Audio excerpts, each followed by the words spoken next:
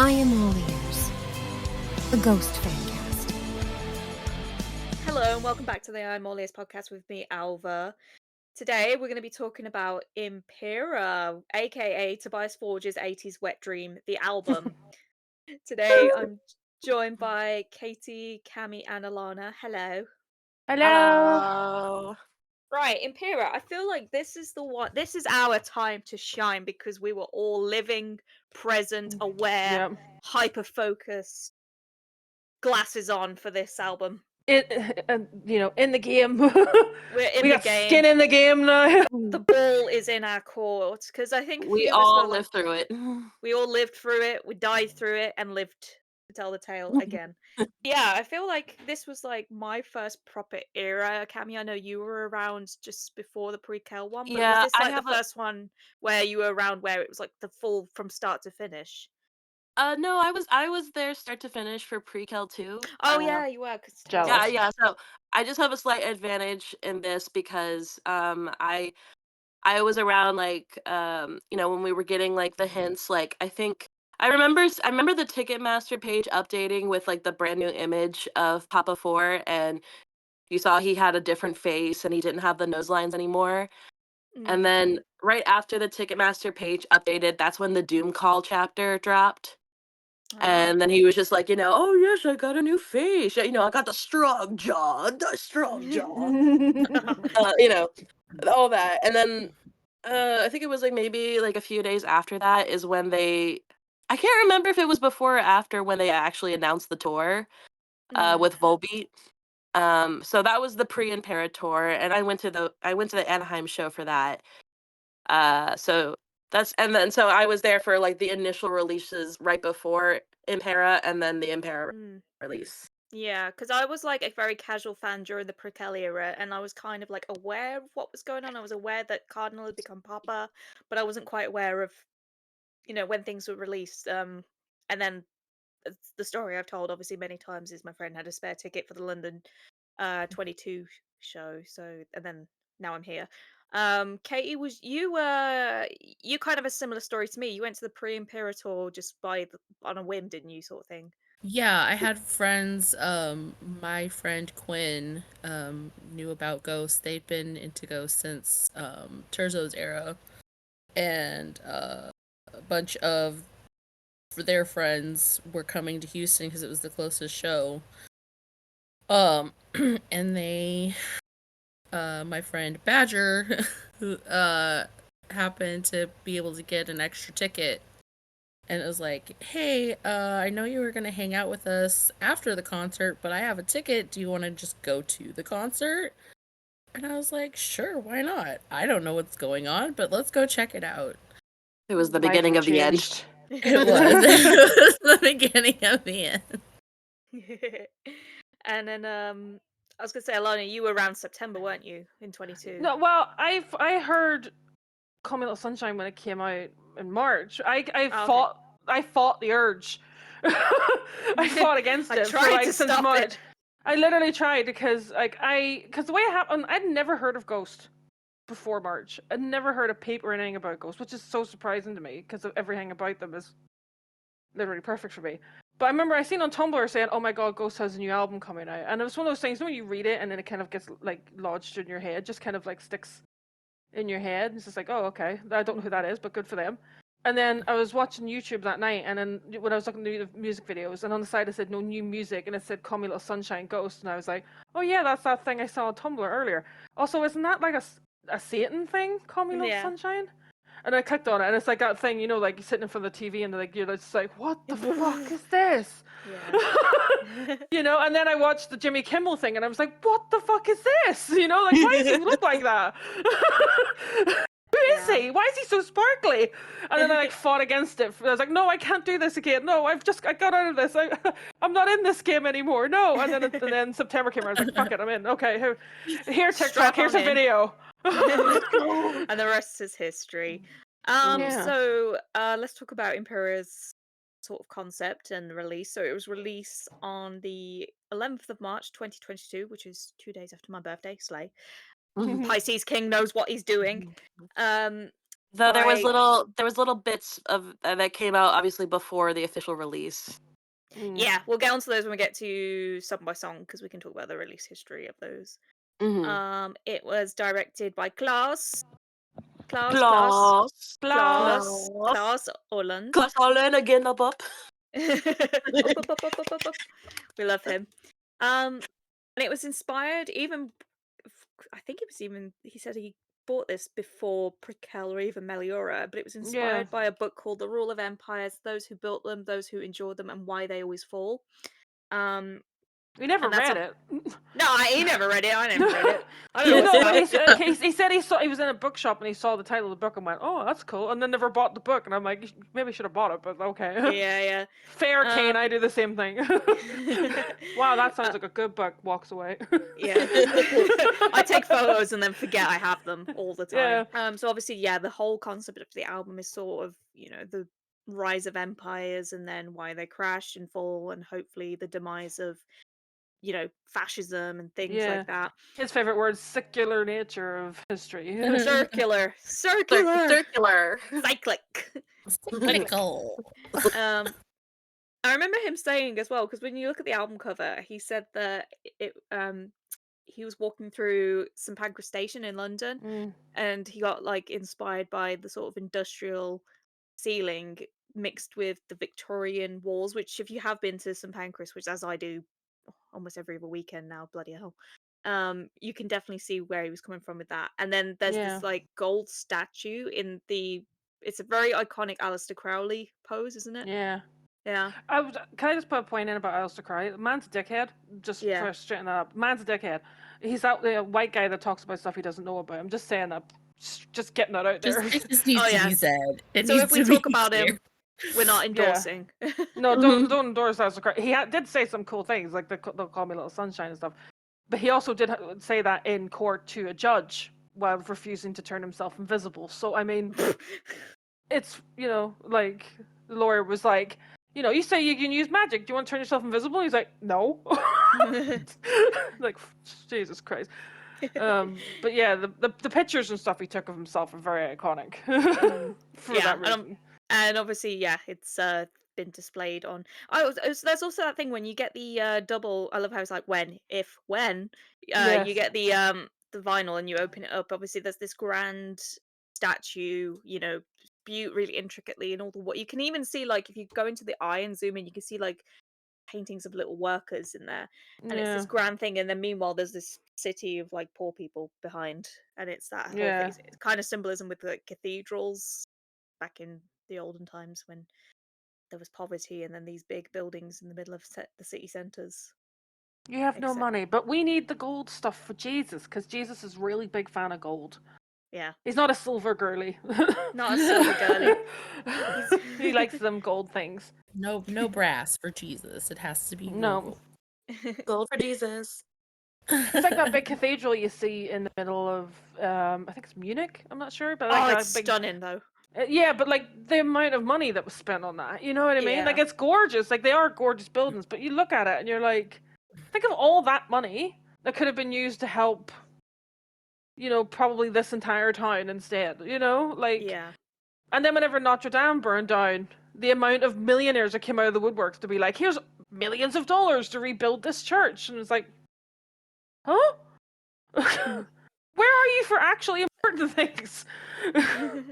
I want to give a shout out to some of the songwriters that are actually on this album as well, and one in particular. So, this album also features songwriting from Salem Alfek.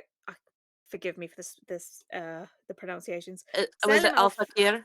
Al-Fakir, something like that. Vincent Ponte, the Cardigans guitarist Peter Svensson, and then this is my main man, my boss guy, Jockeberg from the band Kent. Yoke. We love.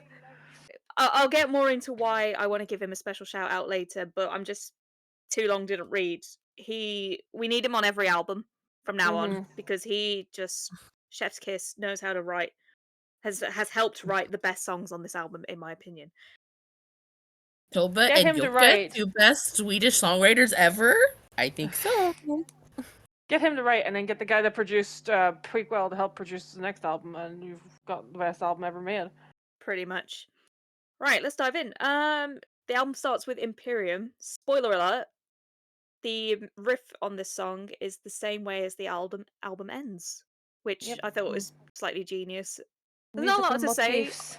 Yeah, there's not a lot to say with this one. It's like, that sort of typical military snare drum. It's giving the Black Parade at the end. Yeah. It's that kind of call to war type thing that gets you started. It's the national anthem. Yeah, it's You know? all rise for the national anthem of Ghost. Yeah. Everybody rise the national anthem goes. Have you been to the tour on the Impera cycle? You'll know that obviously this is just before the curtain drop moment, so this is just, how the show starts. It's We great for a start. It's just really nice because I just likes it. It just like it gets everyone excited in the mood, and it's like it feels like the room like swells because they're waiting for the next song to start. And it was also really special. If you've seen the movie, you've seen this. If you were in LA, you experienced this. During that cycle, that's when they had the little like pre-video thing where it showed like the band like getting ready and everything and getting out of the car to start performing, and it's just like, oh my god, it's so exciting. It's them. Love it. And then obviously it then goes into Kaiseria, which there's a lot of history behind this, so bear with. I love this song. I knew For all the history. You'd come in with the history. Banger. Banger. Banger. We can quickly sort of brush on the history element of this song. So Yeah. it's right. Do you know about this? Because I was talking to Cami a little bit off camera about this. Obviously, you've got the word Kaiserium, which is a play on the. Is it pronounced similar, like the Kaiserium? Yeah, of it's the Alexandra. German. Yeah, it's the German spelling of the same place, basically. Oh, is it? Okay. Yeah, it's the German version of the Kaiserium. It's the same thing, Yeah. but it's just, the German version looks nicer. Oh, okay, because it's spelled Caesareaum. Yeah. U-M, sorry. Yum. Alexandria. I told you his reasoning was just that it looked cooler. Yeah, 100%. That's probably why I did it. Also, as well, he's also the first person I've ever heard pronounce Hypatia as Hypatia, but it can be pronounced both ways. Ah, okay. But the way, because like she's one of those weird historical figures that I've known a lot about my entire life, just because I was found her so fascinating. And then that's another thing that I was like, when I found Ghost, I was like, he wrote a whole song about her? What? What do you mean? Yeah, so a little quick backstory. Obviously, the Kaiserium of Alexandria was an ancient temple that was in ancient Alexandria in Egypt. Yeah. And it was conceived by Cleopatra the 7th. Is it Yeah. VII 7, isn't it? Yes. Yeah. The last pharaoh of ancient Egypt to honor her first lover, Julius Caesar, or Mark Antony, it said here. They couldn't decide which one. When you get to that point in history, it's kind of, you have to just look at the pictures and go, yeah, for one of them. And then Hypatia, or Hypatia as it's kind of pronounced in the song. Yeah. She was was she like a scientist? She was a scientist, mathematician, astronomer, pagan, awesome lady, and then she was killed because she was too clever for the men, essentially, wasn't she? She was a teacher, and she would teach big classes about the history of the world and like different religions and science and astronomy, and she would send her students out all over the world to get information and bring it back to her, and then she would teach them. She was very much in the kind of vein of everything is up, in the air to be learned. And she was pagan. She wasn't Christian, because at this time Christianity was still viewed as a cult. Like it wasn't what it is now, because like we're not really that far away. Yeah. Well, I mean, it's still a cult now, but like cult in the sense of like it hadn't been widely accepted. Yeah, it was still in the early baby days where, at the time they were still probably arguing if Jesus was a real person. Like, was he just a dude or was he the Son of Christ? Because that wasn't the Son of God even, because that wasn't even really agreed on until they had a big consensus where they were trying to pick what books in the Bible and all would go in and stuff, and all that shit still hadn't happened yet. But yeah, it was like whenever Rome was coming into Egypt and all this here, and obviously like Romans were like, this lady has opinions, ew. Shouldn't you just be there to have babies? And she's like, no, fuck you. Well, I've got a nice quote from Bestie here, and it said, I think that's a nice symbol for what you can see now, he ponders. You can see likeliness of it in public book burnings and stonings and killings. Everything that doesn't match with the sort of flat earth reality that some people live in, or storming the Yeah. Capitol or wanting to hang people. It's a symbol for all those sorts of movements that are always targeting smartness and enlightenment and thinking. Yeah. A Because he were king. mentions that quote as well about the burning of the Alexandria Library as Yeah. well, you know.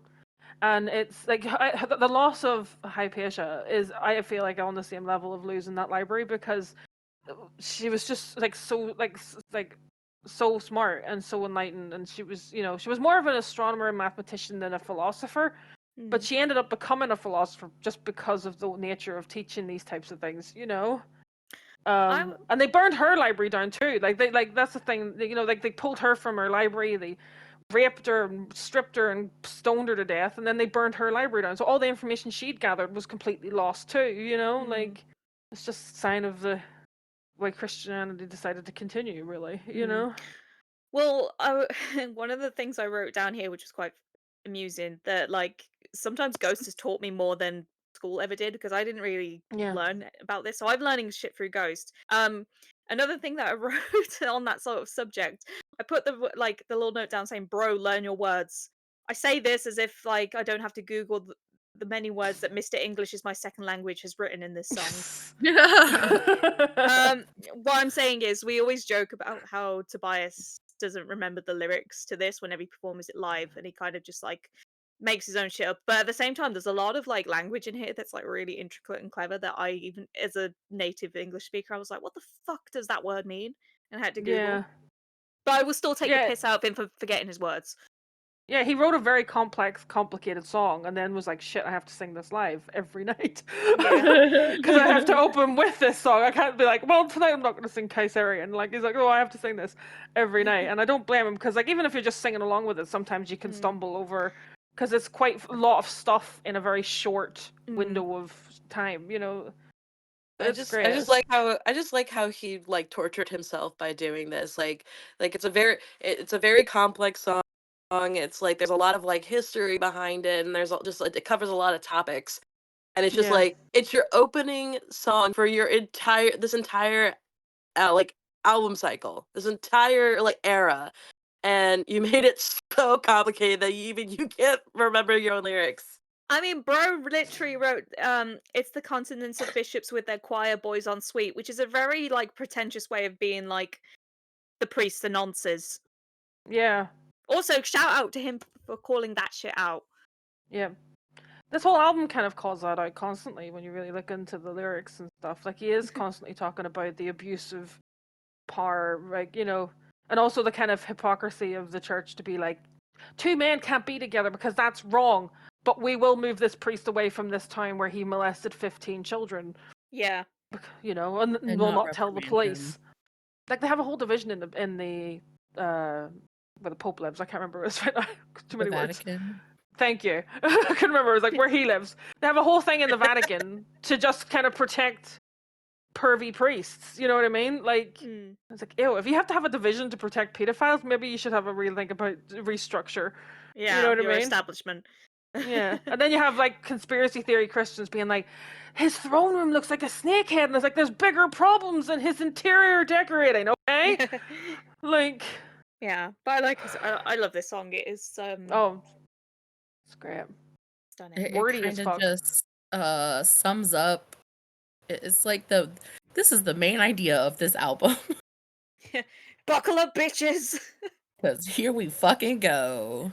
It also is like a theme that kind of goes throughout this album, where he takes the point of view not of like the people against the kind of murder of Hypatia, but like the people murdering Hypatia. Because like again, that comes up again for things like Griftwood and 20s and, you know, things like that there, where he takes and then like Watcher in the Sky, like the album is from the point of view of these people who are small minded, you Yeah. know, and it's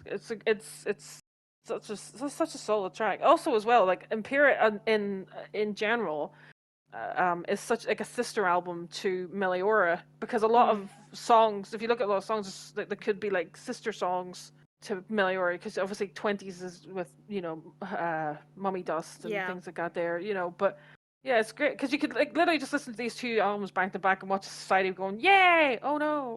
Yeah. It's interesting actually because they're almost set like 100 years later. Like you got that kind of 1920 thing with Meliora, Yeah. and then you've got the scary prediction once again. Because one thing we forgot to mention, I suppose, was when this was obviously recorded before. I mean, I know there's always been like a lot of shit going on with the US, even in the 21st century and even the 2010s to 2020s. But especially with the Ukrainian war, Yeah. you know, with that kicking off just like a month or so before its release, where it's talking about, you know, empires and things like that. I'm scared of this man. Yeah, but also as Yeah. well, talking about empires falling, we could also you can even bring in Israel because like until Israel started doing what they were doing in Gaza, Israel got away with quite a lot of stuff because people didn't really Yeah. understand what was going on in the Middle East. No. You know, and now look at them and like you know, because like I saw a stand-up comedy video of a guy he was talking to somebody, and he said he's a war crime investigator. And he's like, where are you from? And he's like, Israel. And the guy was like, the call is coming from inside the house. And I was like, you would never have heard that joke like 2-3 years ago, Yeah. you know? Yeah. And another thing with this album is he also kind of predicted the loss of jobs due to new technology.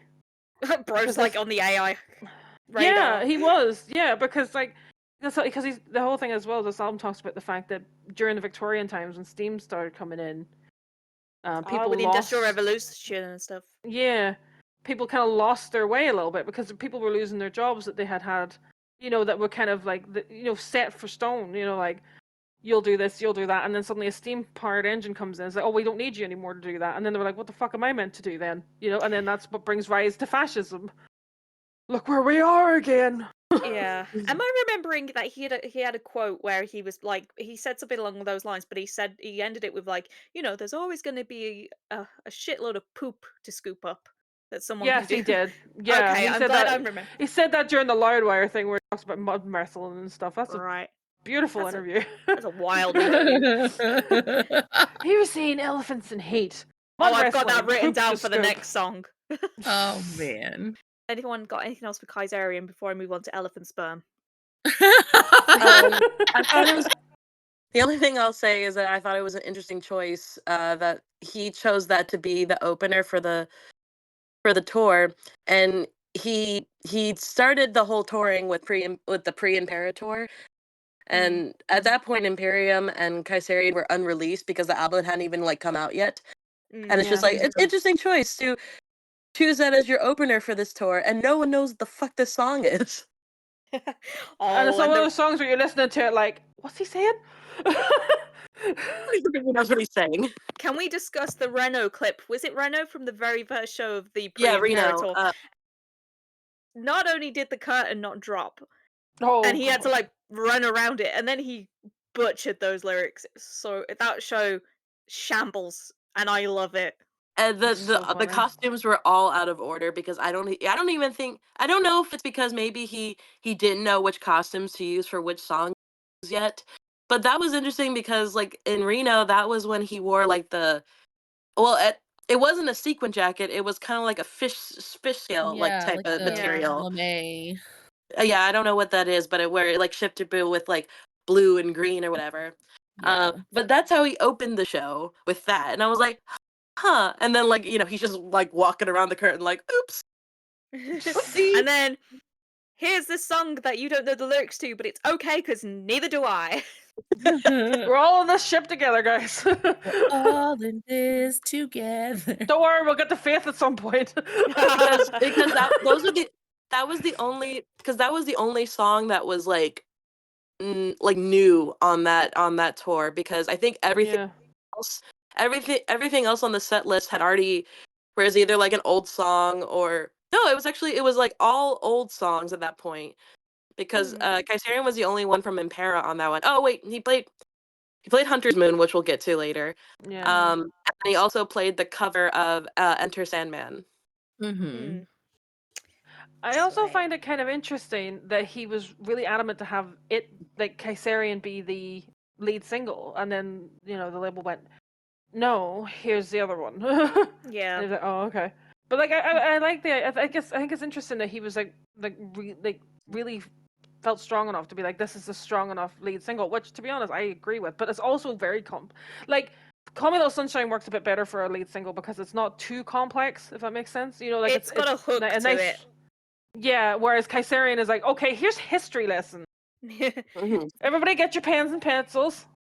It's not very radio friendly. Like, it's not radio listening, I suppose, if you're going to look at it from that point of view. It's also kind of like churchy and preachy in a way because Yeah. it's just like far away from the center of heaven, like you know what I mean. Whereas like Call Me Little Sunshine sounds more like a rock song. Yeah. Some poor dude thinks he's on the gospel channel. And he's not. That's the beauty about ghost songs. If you're not really listening to them and you're just kind of like just casually listening, it's like, oh, this sounds like a Christian song. It's like, That's why you play He Is around your grandparents. Yeah. Well, speaking of radio-friendly jams, let's go to Toto's "Hold the Line," aka Spillways. Love it. It does sound. So good. I know this song gets compared to like "Hold the Line," "Money, Money, Money," "Runaway" by Yeah. Bon Jovi, but yeah, There's a Blondie song as well. I'm gonna start off with a long quote by Tobias, so Yep. buckle in. Oh Lord, she's reading. Everyone She's bear reading. with. She's reading. Oh She no! can't read. Oh no, she reading. I had the idea of spillways being a thing for the mind. It needs to come out of somewhere. Again, you can draw comparisons to real life and how things are going in the political world, or what people think is going on politically.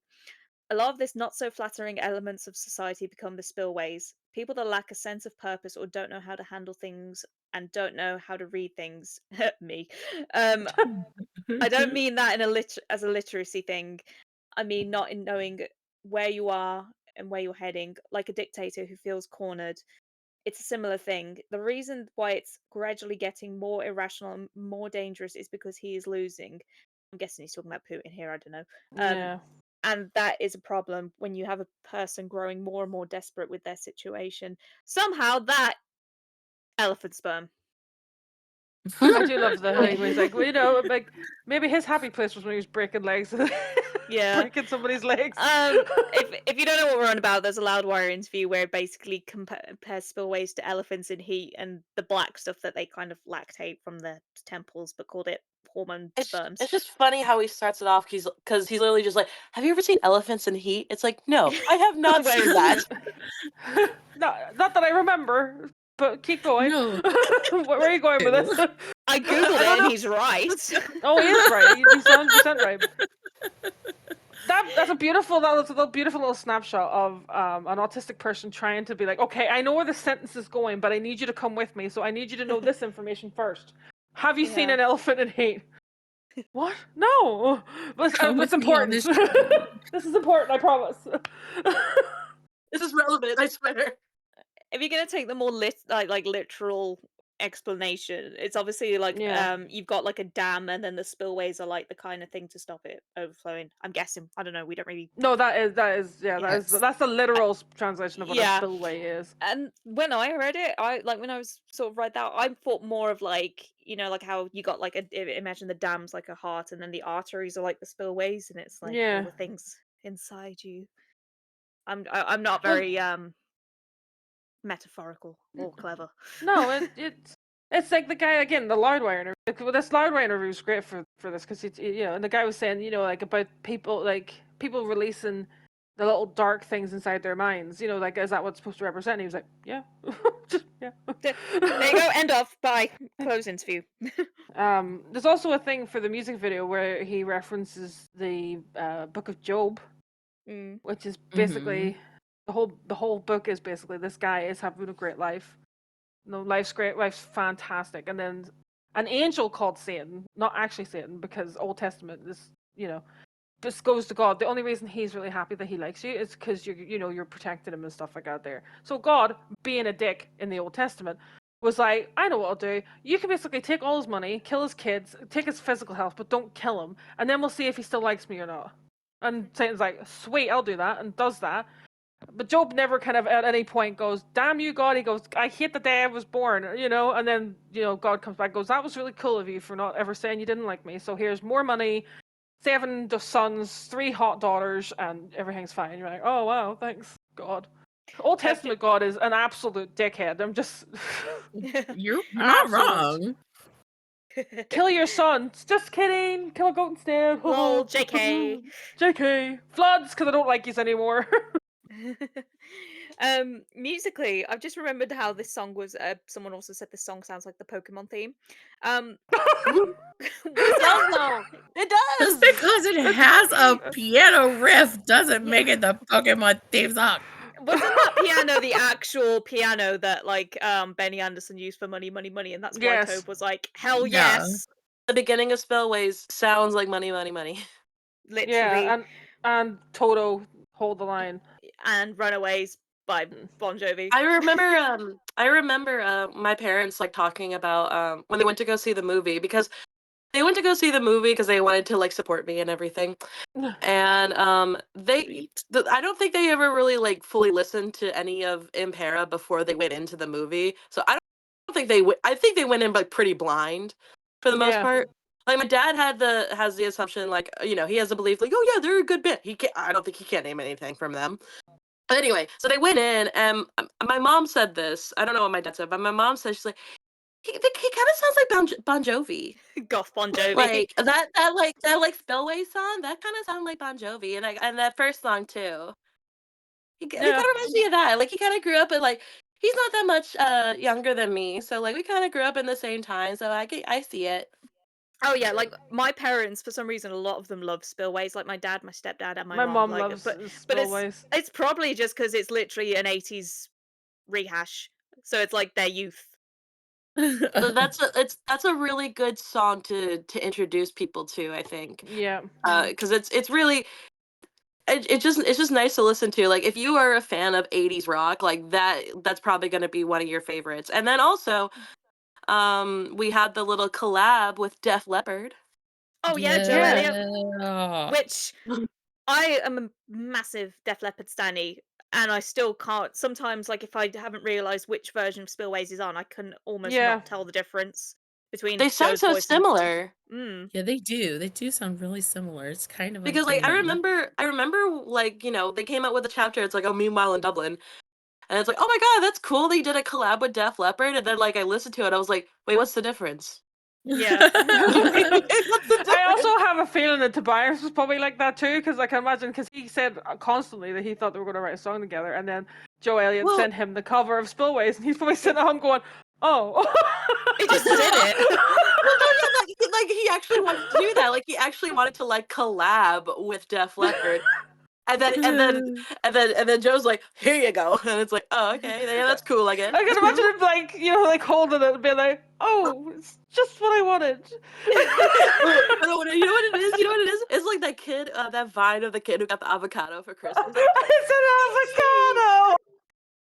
Thanks. It's a cover. Thanks. But like, I mean, it must have like I can like the thing is as well, like I can imagine it must have been like, oh my god, Joe Elliott's singing my song. But in the same vein of like listening to James Hetfield covering Cerise on the guitar, being like, he's singing it wrong. Yeah. He did that bit wrong, like perfectionist in him. Tobias is like a constant battle in himself where he has like these people that he idolizes that actually appreciate his band and like they show their support in their own way, but he's like so anal about his own work. He's like, ugh, that's his own idols give him the ick. It's like, oh wow, I love this band. Not when they're playing my music, but I like when they're playing their own stuff. But yeah, you could, when I was reading the interviews with the Joe Elliott stuff, you could almost hear this like trying not to sound too disappointed that he didn't get to actually write something with Joe. And be like, yeah, he sent me the cover. It wasn't what I expected, but like, he was just like, oh, that's cool, I guess. Is that what we're doing? Okay.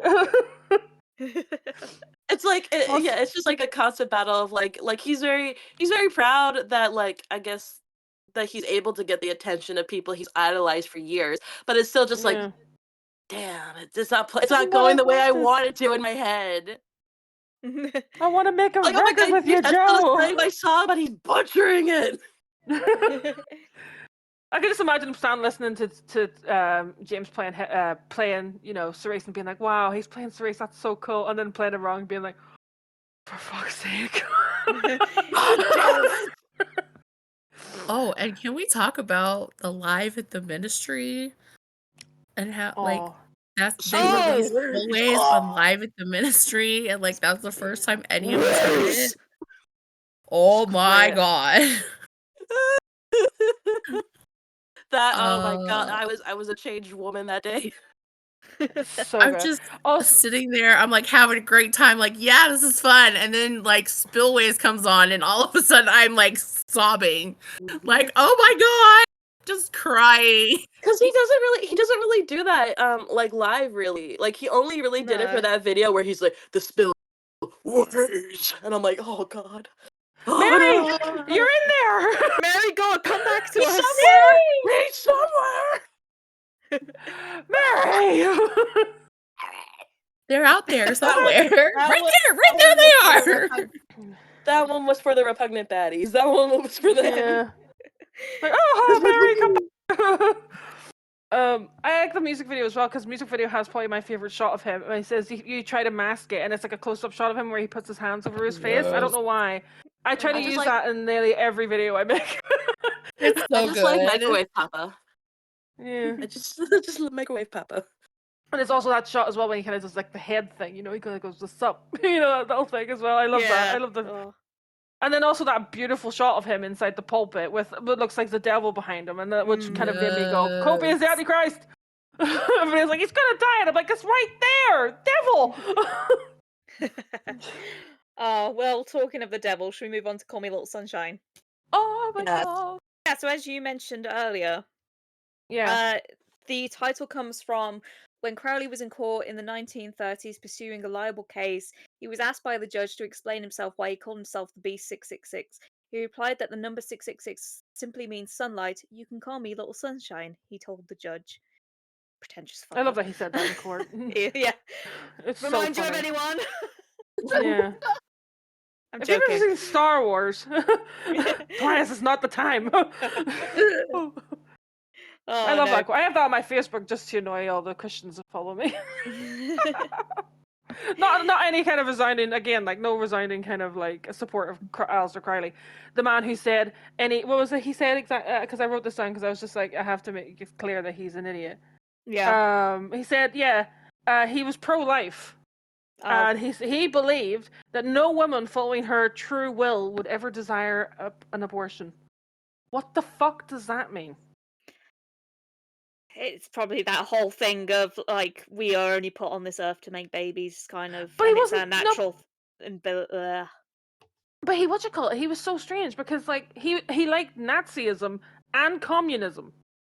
Pick a side. You can't Like do those are both. two opposite things.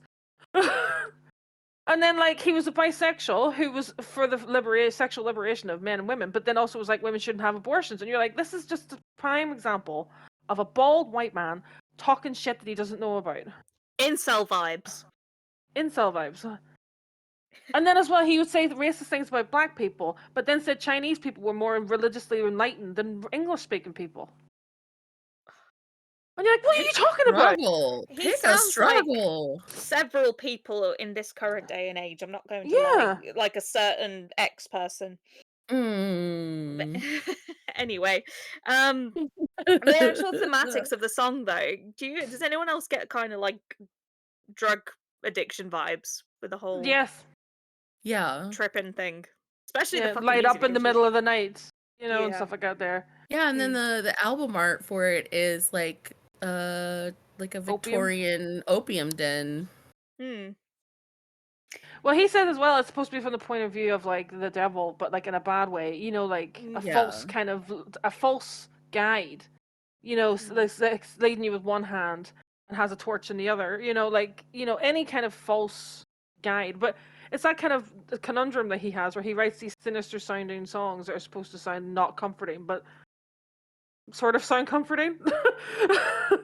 You will never walk alone. You can will always be. It's giving very God is all around you kind of vibes. Yeah. Yeah. Except it's the devil this time. He's all around you. and he has weed. Yeah. Oh wow! No, you're not meant to like it. Oh. Nice. Nice. No, not nice. No, not nice. No, okay. But as well, and then the one time he gets to wear his really cool outfit on stage, Oh like the yeah. real full Papa gear on stage, is that one, and he can barely move in it because he can't lift his arms up too high in it because obviously because of the way the shoulders and all are cut. But I love Yeah. that outfit. It's so He sparkly. looks so like ethereal. Or what's the other one? He looks so like Urethra or something. Uriah.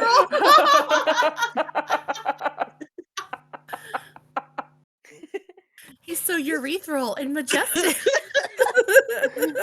Wow. But I think we can't talk about Call Me Little Sunshine without talking about the Jimmy Kimmel performance. God, oh my God. God, So that's the music video. I was talking about this like in chat earlier, how like when I first heard Call Me Little Sunshine, like I first saw it when it first came out, which was with the music video. And personally speaking, I'm just talking for myself, I wasn't a huge fan of the music video. So like whenever I heard the song, I just thought of the music video and I was like, eh. And like, I still listened to it, like, 'cause like at the time, like there was only like technically like 3 new Ghost songs that were out, because at that point it was only the cover of Enter Sandman, Hunter's Moon, and then this. So it's like I didn't have much new stuff to listen to, so I still listened to it, and I was like, okay, yeah, it's good, it's good. But when I saw the Jimmy Kimmel performance, and I saw him in the full robes, and I saw him doing his little like antics, like when he goes like ease off from the hunter to the prey, and he does a little like creep hands. Pause. And then he does like the little like you could call me, and then does a little phone thing like hang 10. Or the bit whenever or the bit when the camera's kind of low down on him and he kind of rubs his hands on the camera and you're like, oh! like that performance alone, I got it. I finally got it. Like, because I was saying before, it's like if you're kind of like on our level where you're so down bad for this band, and then like there's a good Ghost song that you're like kind of whatever about. My main theory is that either you haven't listened to it enough or you need to see like a live performance of it. Because then that will instantly change your perception of the song. Because I wasn't too crazy about Call Me Little Sunshine, but as soon as I saw the Jimmy Kimmel performance, it was all over. It was all over. I love that song now. I was quite lucky because the first time I'd ever even heard it, because like I said, the first show I went to, I was going as a casual fan, so I hadn't even heard "Call Me Little Sunshine." So my first time with this song was live, and it was literally like a religious experience. It's insane. Yeah. Also, I've just realised in my head have got Mephistopheles and Mr. Mistopheles very combined and wrong in my head. They're very different people. And yet Tobias Forge is a fan of both of them. What can I say? Oh. And I think it's also funny. This is kind of a side rabbit trail, I guess. But you talk about it sounds like a false guide, but like in Dr. Faustus, Mephistopheles, he is a demon and he is summoned by Faust to do his bidding, and he keeps having him do stupid stuff like, oh, my lady, would you like some grapes? Here, my demon will give you some grapes. It's just like, I've had up to here with this fucking, I swear to God. Want some grapes? but Sorry once. Fuck off. Mephistopheles is the one that keeps saying like it's not too late to go back. Like you can always change your mind. Like, if you wanted to turn around and go back, God would forgive you. And Faust is like, nah, I'm cool. I'm straight. Like, let's keep doing stupid shit. I'm enjoying this. He keeps saying, call me, like, you can always reach me. Bitch, where's the number? I would have that number on speed dial. Yeah, drop the phone number. Well, no, they did do that, actually. Oh, yeah, they did do that. Yeah, they did there's a video on their YouTube channel. Yeah, they did a promo thing where you could call a number, and like I can't remember exactly what it was, but it's like you call the number, and I think it literally is just like, call me little sunshine, and then it's like a weird little message from somebody. Oh, I wasn't around for that. I'd have died. Thanks for calling. The first minute is $5. Every minute after that is $3. $6.66. Speaking of coming and dying, let's move on to Hunter's Moon. You see what I did there. I see what you did. I haven't got that many notes on this other than I am a film version truther. Oh yeah, the film version is probably better. The only thing I wish it had is the "Ooh, I'm coming, I'm dying." I wish the film version had that bit in it. Other than that, no notes. I will say, I think like Hunter's Moon is definitely the odd duck out in this album because like obviously it was written for something else and then put into the album. But it doesn't have really anything to do with the rest of the themes of the album, other than it's a spooky guy in a mask doing spooky stuff. You know, like that's as closest connection as you're gonna get. You know, and I think I personally would have preferred if they had kept Hunter's Moon as a bonus track, and then put another track in that. Like I'm not saying I don't like Hunter's Moon, I do like Hunter's Moon, but I'm saying like it makes me think there could have been another song in there that had to do with the album. No, I was just gonna say, like, I agree with Alana in that, like, it is kind of like an oddball because, like, I feel like all of the songs are like connected to the general theming, with like empires and like all these like different like histories and metaphors, and then Hunter's Moon is literally like, this is the movie Halloween. We're just gonna taking a little intermission between all the history lessons, the philosophical questions, to sit down and watch probably one of the weaker Halloween movies. But then again, Halloween 8 exists. Yeah, I do like how he used to introduce the songs. Like, do you like to go to the movies? Yeah, that was fun. I'm sad they've never had a show on a Hunter's Moon to play this and be like, The only other thing I'll mention about this song is that the release for it was fucking insane. I blocked out most of it because it was so frustrating. Basically, like they did like this weird live stream where it was just like this like pan of like the sky that you kind of see in the music video, but obviously the music video didn't come out yet. Like this was the live stream that led up to this. And so it was this weird live stream of like the sky with a moon in it and like this weird like breathing every once in a while. And like there was nothing else. Every once in a while there would like be like a clip of like some random like footage. And it was like so frustrating because like it went on way too long. Like I think it was only supposed to be like a few minutes, but it was hours of like no one knowing what the fuck was going on or what anything was what was gonna happen, what any of this was gonna sound like. It was so frustrating. I wish the twins were on this because they have mad beef with that fucking like release. They were just like, it was the worst thing ever. I know they talk like they've got PTSD from that release. It was bad. It was bad. That was one of the worst releases for a song they've ever had. The song's fun, but like that release, I hated it. It was so bad. I was gonna say one other thing is I laughed that he was talking about getting the guy from Blumhouse coming to him and saying about, do you want to do music for a song for a movie? And he was like, do you mean a soundtrack? And he was like, no, one song. And it's like, think small, Tobias, for a second. Hang on. Come back to me. Come back to me. One song. We'll start with one song. You're in a band, remember? Oh, okay. You know, just like the idea of being like, no, what? No, come back. Because he wants to do a soundtrack. He said a couple of times that he would love to do a soundtrack for a movie. I would love to hear him do a soundtrack for his movie because I love all his instrumentals are brilliant, and so I'd love to hear him with some context to kind of make a soundtrack, you know, at some point. But then, but he knows if he makes a soundtrack, he can't make a normal album because obviously it's going to take up all his time. So he has to make a choice. Also, just find a movie that'll let him do it. Like, let me in! I've got good music for you. Well, you know, you never know now. Since now he has a successful movie. I mean, that doesn't necessarily have like a soundtrack in the sense of like a movie. It's just the live tracks of a concert. But you know, he's now successful in the movie world, so maybe he'll finally get a chance.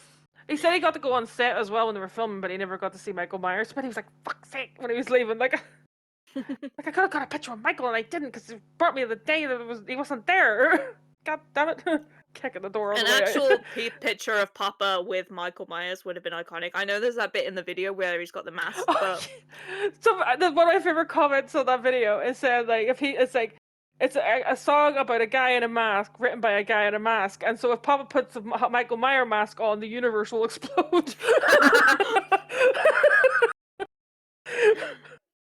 That video is great as well because it's the one time you get to see like naked Copia hands as well. Yeah. I also He's naked.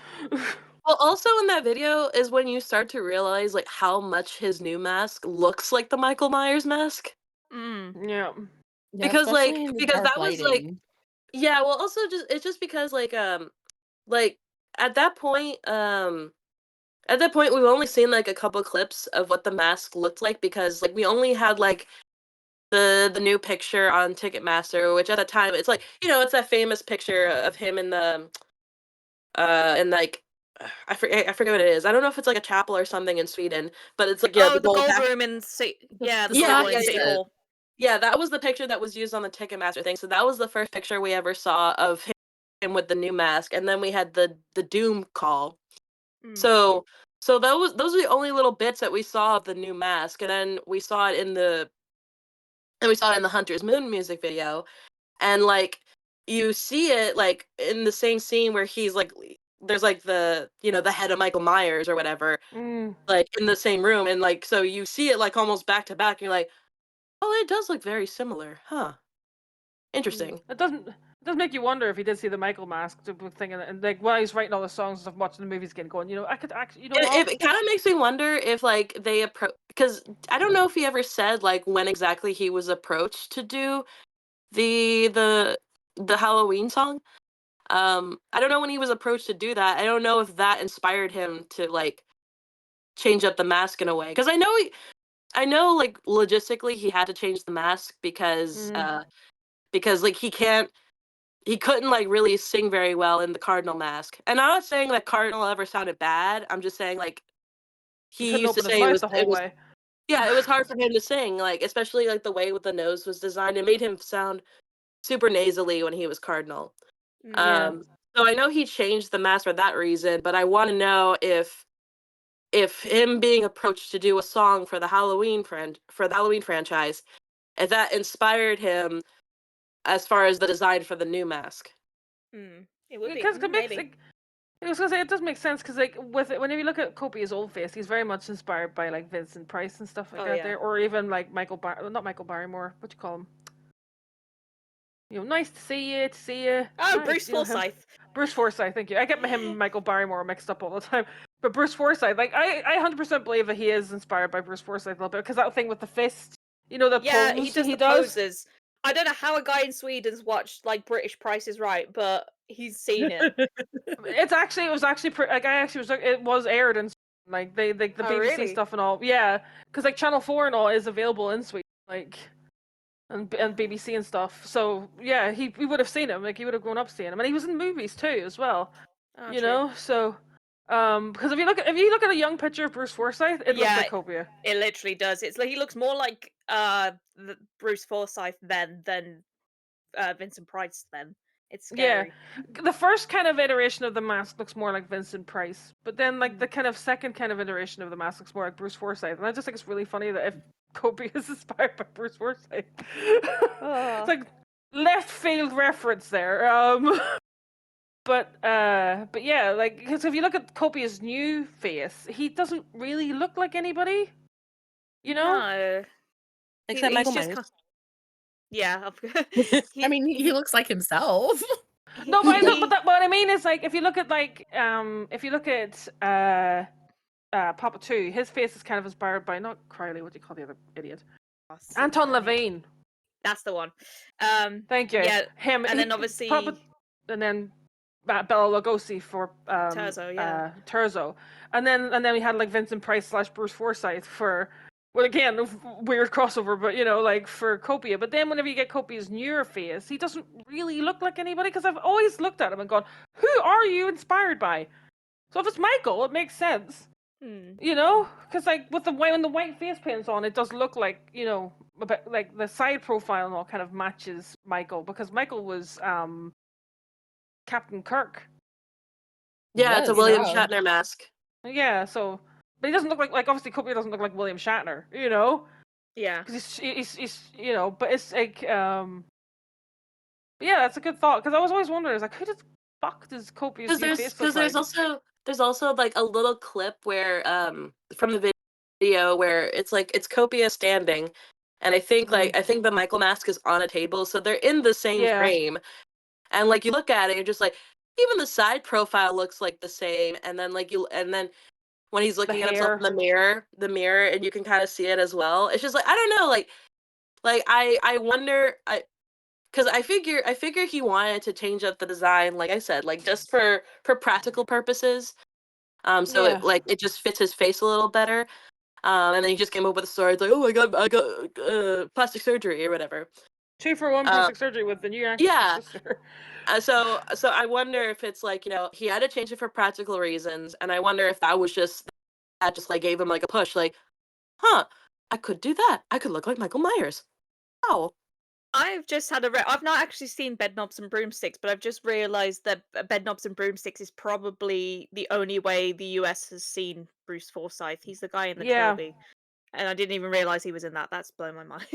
Yeah, he just looks so much like him. Like it's Yeah. insane, actually. When Copia has that trilby on with the white suit, it is almost identical. It's scary. Yeah. It's just such a left field reference, you know what I mean? Because like everybody else makes sense. Like Bela Lugosi, obviously, Dracula and all this here. Anton Levine's Satanism and all this. Bruce Forsyth, daytime television and Bedknobs and Broomsticks. Yep. But like, and we're not talking about Copia, but like, I do feel like that kind of affirms more of an idea that Copia was made to kind of be like a caricature almost of like aspects of Tobias, if that makes sense, Mm. It comforts that Tobias likes, and he takes all these things and then puts them onto this character. So, like he probably watching daytime TV when you're younger and Disney movies and stuff, because he likes Disney, he likes Robin Hood, and so do I. Good choice, Yeah. sir. He also, I think he said Alice in Wonderland as well, which is like Yeah. Not a great makes- choice, but not a great choice, but it makes sense if you're high, which he probably Yeah. was most of his teenage There's life. there's also another inkling of Disney and another song on this album, which I made a joke video about on TikTok. Oh yeah, we'll get to that. I know what you mean. Should we move on to Watcher in the Sky? yeah. Mm-hmm. I literally just wrote down God in it. I have a quote here from him about it. I've got a couple quotes. It says, it enthusiastically explains how we can utilize science to make the world smaller and to reverse scientific things. Basically, a flattened Earth, which I find amusing. And then he has another. Yeah, there's another one that says, this reverts back to the imperial world of Flat Earth Society members, basically. The narration is calling upon the scientific community to use whatever science we have here within the empire to stop looking at the stars and to look for God instead. We can reverse what we have to watch the stars to communicate with the Lord. And is there any way to scientifically prove that the world is actually flat? Because it looks awfully flat from where we're standing. So it's a song about regression. That is way more profound than anything I could have ever come up with in my life. Kudos. Well, he wrote it, so. Oh. It's not me saying it, it's him. Oh. No, it's 2 quotes from him. I do the note you made. No, I do have quote. I do agree with him. Like it is basically the Christian belief of taking all the science that we have to kind of prove that God is real. But ignoring all the stuff that science actually proves. Yeah. Because like you have politicians who are like making choices about women's bodies. They can say like, oh, women can will where the egg lands in their womb. About ectopic pregnancies and stuff. He's like, what about abortions, ectopic pregnancy? Oh, women can cure themselves of that by just willing the egg away. Yeah. What? I suppose that kind of goes in with my next point, where he's making up his new words now, where it's evolutionary, as in evil. Kaleidoscopian. Yeah. The best word he ever made up, in my opinion. I love it. It's such a flowy word. Oh, and he even spelled it wrong because kaleidoscope starts with a K. Like, having grown up in like evangelical churches and stuff like that, and I'm sure that it happens in other countries, but this song is just very hits home for American religion, American Christianity, because like we literally in Kentucky there is a creationism museum. Yep. Like people are like, oh look, here is science to prove that creation story of the Bible is literal truth. You can't see me Um, right now, but I'm face palming myself. Yeah. Yeah. Yeah, they literally believe that the world was created in literally 6 days. And he rested on the Like, 7th. and the dinosaurs, yeah, and dinosaurs and humans walk together because there's actually I have a vidoc, not vidoc, like a video essay that was released by a guy called Folding Ideas 2 days ago about this very thing about creationist ideas. Basically, a guy with like carved fake footprints of humans, in an area that's in Texas that's really well known for dinosaur footprints. And then these creationists, but he wasn't saying they were real footprints. He was like they were selling them as for things for your garden, because he used to make dinosaur ones too, you know. And this creationist found them and was like, "This proves that humans lived at the same time as dinosaurs, and dinosaurs were wiped out by the flood." yeah, yeah, and like I had when I in my parents' church, like they took a trip there to the place where they are. It's in Glen Rose, Texas. Yeah. Go see those footprints, and like like I've been to see the person who started the Creation Museum speak. His name's Ken Ham. Like he's had debates with all kinds of people, like Bill Nye, and just basically anybody who's a famous scientist. He has been like, yeah, I'm going to talk to you, and then he completely misrepresents science and what any of it means, and thinks that he is winning the argument because the people who are like actually intelligent get flustered because it's like, wow, you're so fucking stupid. They also believe that velociraptors had their claws like that, so they could cut the Garden of Eden. Yeah, Oh my god. I mean, just Mhm. crazy shit. I'll link And you to the so, video about it. It's very funny.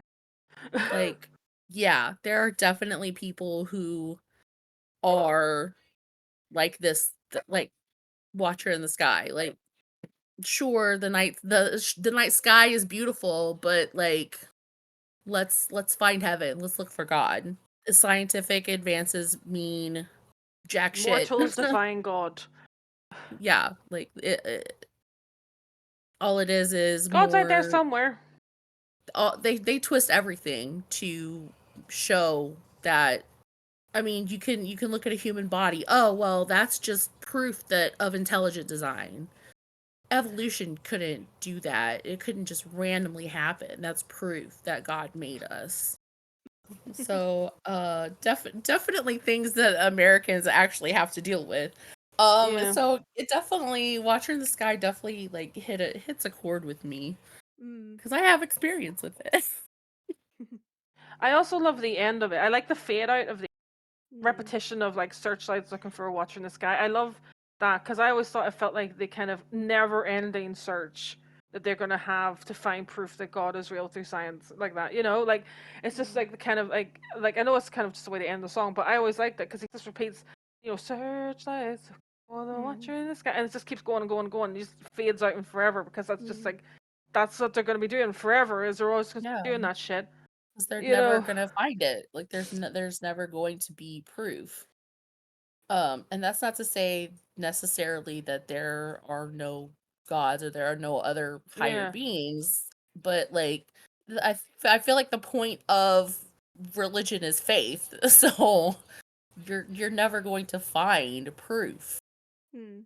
The proof has to be in you. Like you have to There's either no believe it or pudding to not. find this proof in. Yeah.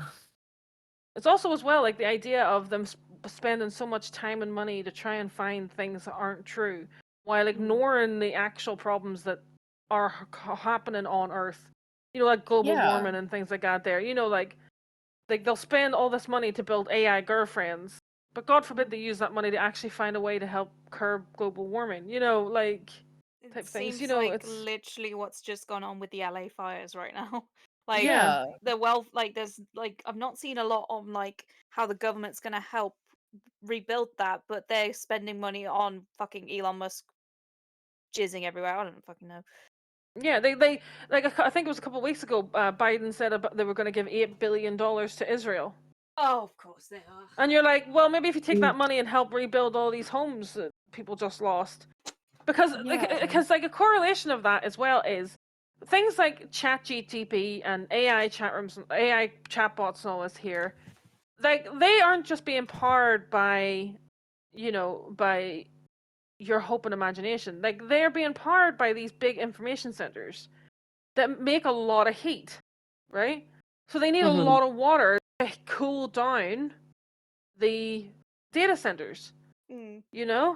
So like the amount of energy that is being wasted, because like they have to take the water to cool down the data centers so they can put into big water towers.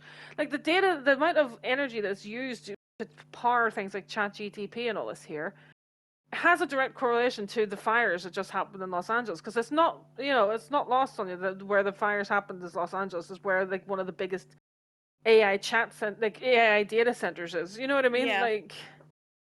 And like people died in that. There was I read yesterday that an Australian child actor died because he was blind and had cerebral palsy, and his mother had a broken arm and couldn't carry him out of the little pole house that he lived in on her property. Jesus Christ. You know what I mean? And he was telling her, "Just leave me. You can't just go yourself." But she had to drive for 20 minutes to the closest fire station. When they got back, it was completely gone. Like he was gone. You know what I mean? Like, but sure, you want to talk to your little fake, version of your favorite character. Well, I feel like this ties into the next sort of, I suppose, two songs, if we Yeah. count Dominion, which is just trumpets. But then I suppose let's talk about 20s. Yeah. Oh, 20s. Oh, there's In a the lot to unpack here. 20s, 20s. 20s.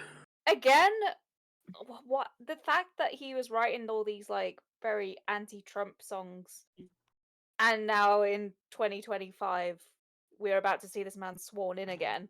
Yeah. Don't If remind anyone me. was expecting an album that's not going to be political, oh Yeah. boy. Sorry. Sorry. And all the people that are like, "Oh, I'm conservative and I'm alternative. I love Ghost and I love Trump." You are in the wrong fucking place. Yeah. Yeah. It just Like, doesn't make sense. Personally, No. it just doesn't make sense to me. Like when during election day, I feel like is when I saw like a lot of people like expose themselves. Yeah. Like, and I was just like, I just don't understand. I don't understand how can you can listen to the songs that Ghost writes. You can look at their imagery. You can even look at Tobias himself. You can look at all of that. Just be like, yeah, I like him, but I also like that guy. And it's like, no, you are very No. confused here. I don't think you Yeah. understand. I made a post on Twitter that literally said that. I was like, I don't understand how you can be a Ghost fan and then also be a Trump supporter. Like, you're literally, like, he hates you. And he says it quite frequently. And then I quoted you and I said, you know what? Actually, it makes sense for you to love someone that absolutely hates you. No, but someone replied to me and said, it's his personal opinions don't reflect on the music and all this here. And I was like, what do you mean they don't reflect on the music? He wrote a whole Yeah. song where he's basically making fun of Trump from Trump's perspective. Like, let me pull up literally like a few lines just from 20s alone, let alone any other song. Yeah. We've got those Ivy League dopes they want to mock us again, basically saying, those guys that went to Ivy League and are in charge, they're gonna fuck you over. No, I was gonna say like the song is supposed to be from the point of view of him. You know what I mean? And so he's like when he says the Ivy League dopes to try to mock us, he's basically saying all those people that think they're so much smarter than you. Like they're trying to mock you because they think they're smarter than you. They're not smarter than you. You know that you're so smart. Like the point of view of the song is not meant to be like him being like, like it's the point of, because there's a quote I have here from him where he said, "This is a machine disguised as a leader talking to liberal persons because we need their manpower, and without them there is no society." So it's this cheer about the 20s saying that it will lead to an even more beautiful 30s, but in 1900s style. It's meant to give people hope if you're bent that way. It's similar to our song Mummy Dust in that both are primarily aggressive and have an element of greed. So like it's meant to be kind of like him, whenever it's supposed to be like a call to arms from his point of view.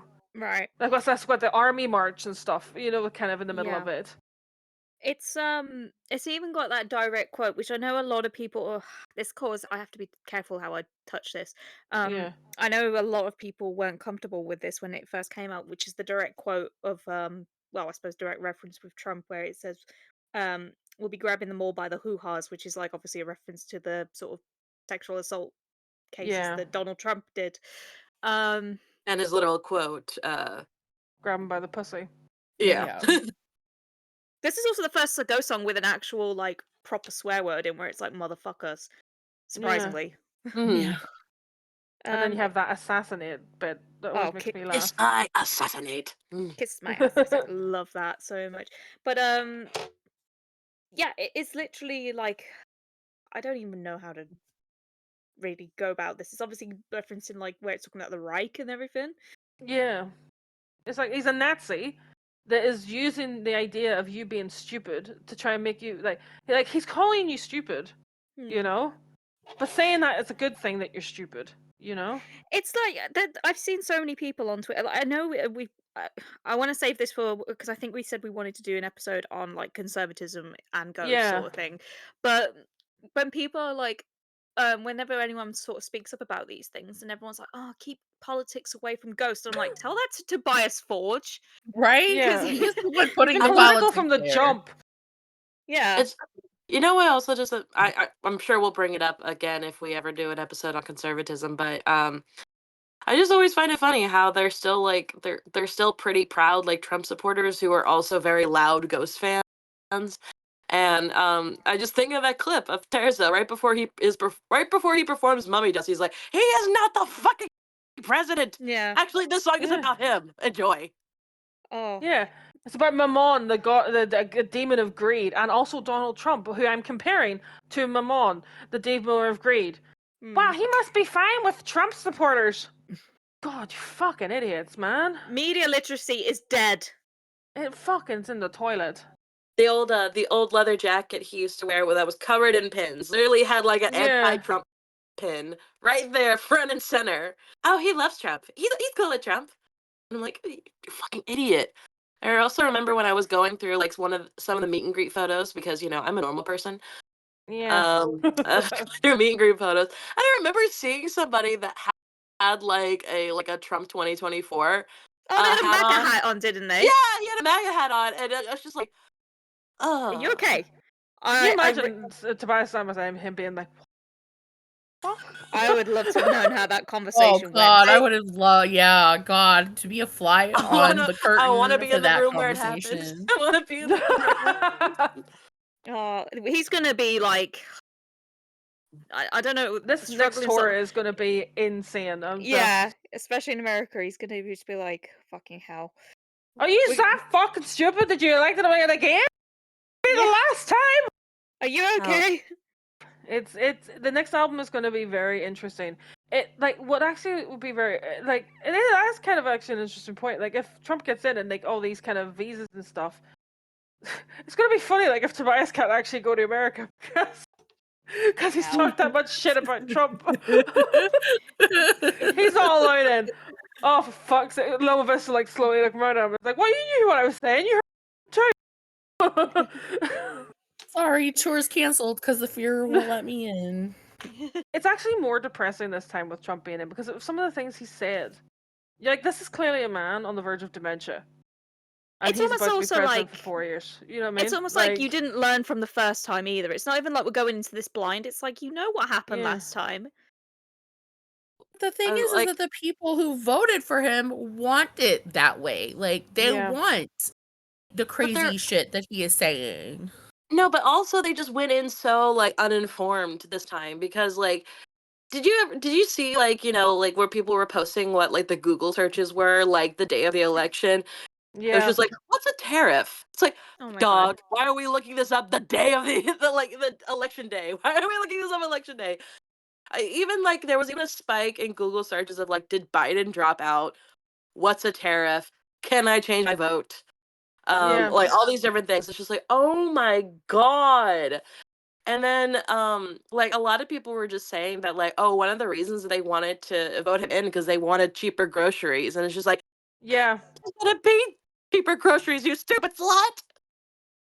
It's because he did say during his thing that he would be able to get cheaper groceries and stuff in. I saw a girl on. I literally saw a girl on TikTok when Trump won saying $10 paperbacks are coming back, and I'm like, you dumb bitch. Should we move on to Darkness at the Heart of My Love? Yes. I just put Let's Go Pop Boy Forge because it's a proper like ballad. I is. The song love as this song so much, and I'm so Yeah. mad when it never got performed. Ever. It's never I'm too not late. because TikTok made me not like it for a while because they were like, when the summer dies, that means Kobe is gonna die. It's like, that's Oh, literally the God. first line of the song. Please look a little deeper. For the love of God. Maybe know, it like, just means literally the fall.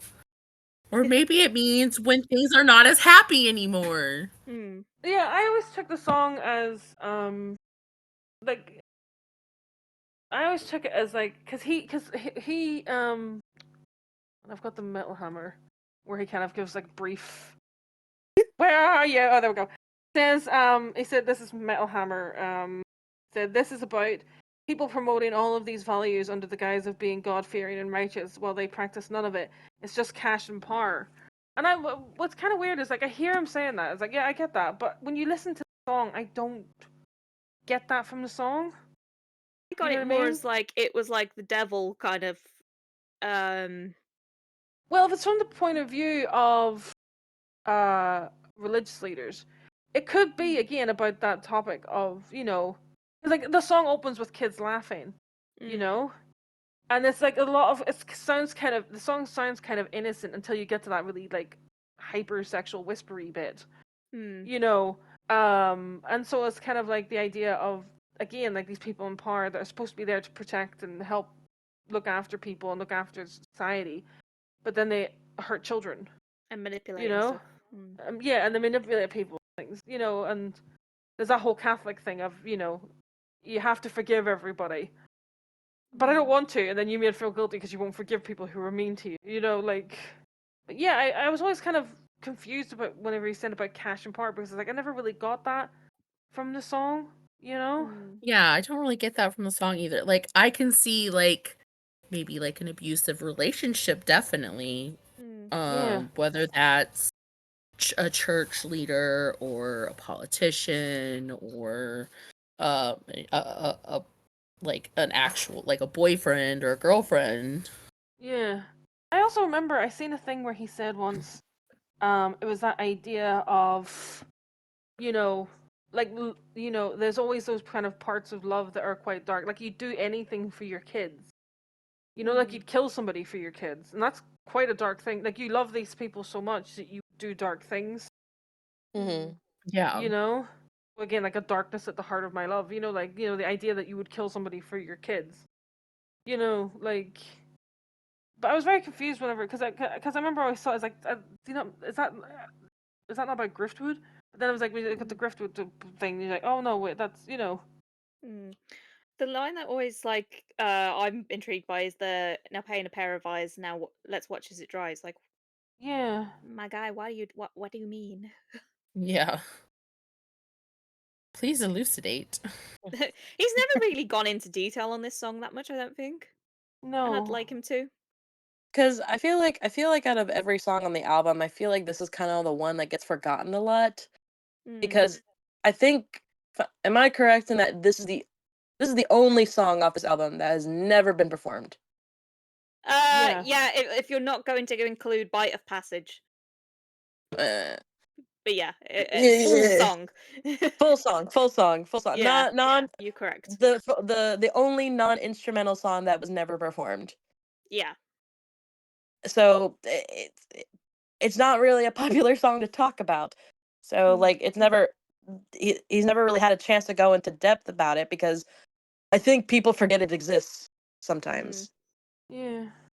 But it's a great song. Like, there's also this. Somebody pointed out this bit at the end. Whenever you hear the choir of kids, Hmm. it's when he says, "I'll be with you always." He doesn't sing that bit. He sings the rest of it with them, but he doesn't sing the bit like "I'll be with you always." They sing it, but he doesn't sing that bit. Kind of like implying that whoever is singing the song won't actually always be there for them. You know, like he's been saying this whole time that like I'll be with you always. But then whenever it comes to the point whenever they're singing it, like they say, well, they'll be with him always, but he won't be there with them. Like the church. Like, exactly, like the church, or even could just imply like death. Mm. Like your kids will always be with you, but you won't always be with them. Mm. Cries You know, forever. Oh yeah, god, no, I won't be sad. but yeah, it like oh, I know I say this I think every episode we've done about the albums. I love the way he writes because there's the surface level version of a song, and then you can go underneath that, and then there's this there's another version of a song, and then there's a really personal version of the song that we don't really fully grasp because he never really talks about the kind of super personal meanings a lot of songs have. Like he has the kind of overarching thing and the kind of undercurrent of it, but then you can always feel the very personal part of it. You know? It was one of the reasons why we said that like Ghost was such a fun band to get into, because like even if you're not like a super involved like with the lyrics or like the history or the meanings or like all these like different aspects, like if you're just like a very casual, you can still enjoy the music, you can still enjoy the song. It's still very pleasant. Like even if you don't really understand the story behind it, you can still find something to appreciate about it. And the more you look into it, the more you can appreciate it. Yeah. But you don't need all this like prior knowledge, or you don't need this like you don't need to do a deep analysis to still enjoy the art. Yeah. You can look at the pretty pictures and not really need to know about the technique that was used to paint the picture. Paint a pair of eyes. And then watch them dry. That's all you need to know, kids. Paint dries. This song's about painting. Yeah, finger painting with your kids. That is literally how Gen Z would see this song. Not Gen Z, Gen Alpha. Well, let's be honest, Jen whoever saw this song as him saying he's going to kill Kopi, and I'm like, where did you get this from this song? Other than when it says when the summer dies, he's going to kill him during the summer tour. Why? I feel bad because I did I did make that little joke when the when the Re-Impera tour poster came out, and it had the special show about like LA, how it was, how it's in like September and like it's no phones or whatever, no opener. And then I made the joke on TikTok. I was like, when the summer dies. And I'm like, yeah, I made the joke too. Like I made a joke where I had the video of him and Saltarian in the car together, and he said, "But I know when your time's up." And then I started playing that, and then cut it off really abruptly, and him going, you're a real diner, you know that. But yeah, like I mean, I get people like I have an overarching problem with this era. That this era was completely people's focus was on him dying at the end of it. And I've said a million times, and I'll say it a million times again. People missed the point of why he killed the Papas. He didn't like they didn't all die with the second they came off stage, like of their other eras. They died because that era of Ghost died, and he just cut them off. And honestly, literally chopped Turzo's fucking head off because he's like you especially. My thing is that like I could handle the like Copia is gonna die theories. Like I could take those because also he was egging them on. Like Tobias was 100%. egging I them on. knew he Like wasn't gonna die. So so people having theories and people focusing in on that is fully understandable. What I didn't like was people saying, "Well, he's gonna die and Terza's gonna come back," and it's like, shut the fuck. Oh, for fuck's sake!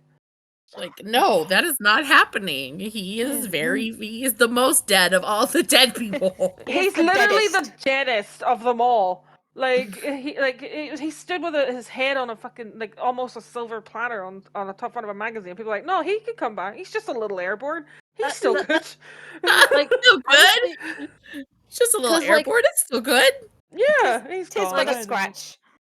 If we want to talk about like kind of like the bad parts of TikTok, if we want to talk about within the Ghostverse, the one thing I'll say is that like I feel like that's when like theories started really popping off like on TikTok, and then people just that's what I feel like a lot of young Ghost fans got really brain rot on like weird TikTok theories, and it was just like it was people who were You know what it was? It was a lot of people who had like a lot of FOMO, uh, Yes.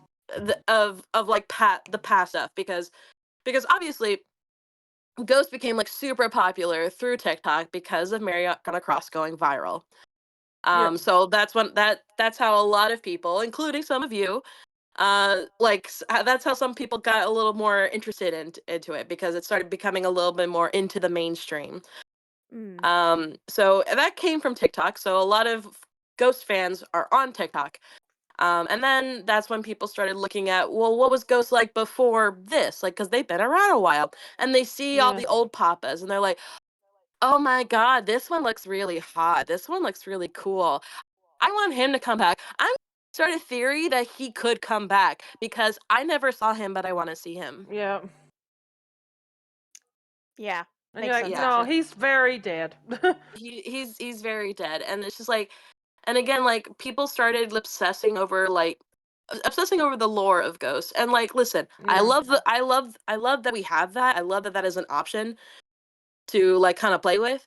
But I feel like people focus so much on that they lose the concept of everything else and Yeah. fundamentally what Ghost is in general. Like I feel like people forget it is a band sometimes because Yeah. they're focusing in on on all these like little things. Like it's like such a complex story. It's like it's not really like it's It's a not that. 40-odd-year-old Swedish man who can't remember half the things he came up with, and so he's just making it up on the spot. He's really lucky that he's got Alex, I think his name is the guy who helped direct.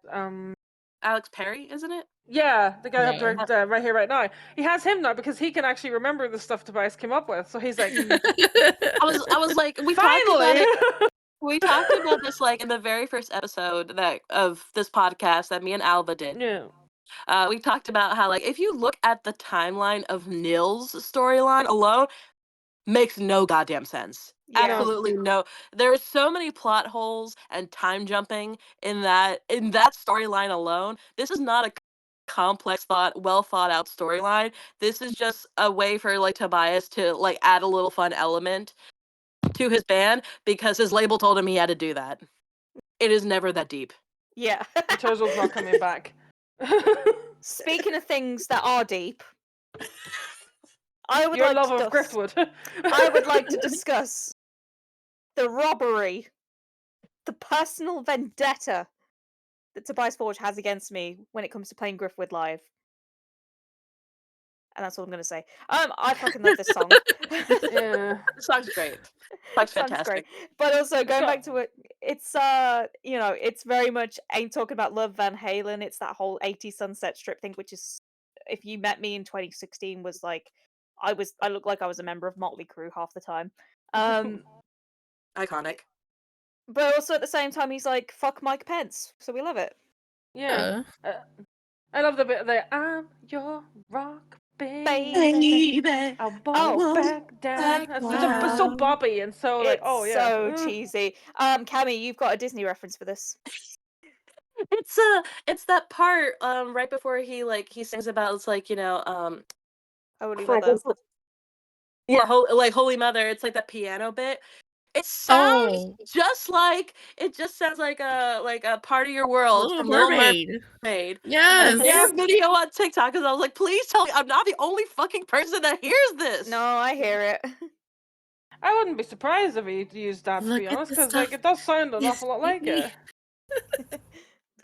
Like it sounds What is so much like it. Like I remember first hearing Griffwood. I was like, this part sounds like weirdly familiar. Why does it sound familiar? And then like I made the random connection, and no one was ever talking about it ever. And I thought I was insane thinking this because like I saw people comparing fucking spillways to the fucking Pokemon theme song and like all these different songs. Like I was seeing everybody compare every song to something else, but no one was ever talking about Griffwood, and I was just like, oh, I am not. I cannot be insane. I am not insane. And then I made the TikTok about it, and then I was like, please tell me someone else hears the Little Mermaid in this. Mm. This song though, it's just such a like very again stab to the American idea of like especially people like Mike Pence who pretend to be Yeah. these righteous God abiding good citizen people, but are actually awful people. You know, where it's Mhm. like, you want to play with the sire, you want to view from a spire, you want to sit by the fire, you want to go to church and all this, but then, you know, you're a dickhead. Yeah. It's also Yeah. as well like they like he said as well, like they spout a lot of things about being anti-vax, and again like they're pro-life and all this here, but then they're vaccinated up to the eyeballs, and if their daughter ever got pregnant by somebody they didn't deem worthy to be the dad of a kid for their daughter, they would immediately take their kid to get an abortion. Like they say one thing to their supporters because their supporters believe it, but they themselves do not act on the things, do as I say, not as I do, as Jesus He Knows Me says. Yeah. You know what I mean? Like, it's a running theme. I feel like Tobias's biggest issue with Christianity is the hypocrisy of it. Yeah. You know? I also I'm looking at the artwork for Griffwood because I just pulled out my my vinyl. I always think it's funny how like by Pence's feet you have like the it looks like the priests, like it's like a row of priests just taking shits all around him. Oh yeah, I can see that. Like you could literally just see shit coming out of their asses, and I'm like, oh, lovely. Nice. You could literally sit for hours and look through all them oh, yeah, they're so deep. song artworks and find so Oh, much stuff in yeah. them that's, because like if you go back to like the 20s one, the Trump thing, like people looked at that and saw Trump in there looking like the way he does in that and being like, no, he totally likes this guy. Like Yeah. I look at this picture and I see support. like he's literally fat and gross looking, and he looks like a barbarian, like dictator. Yeah.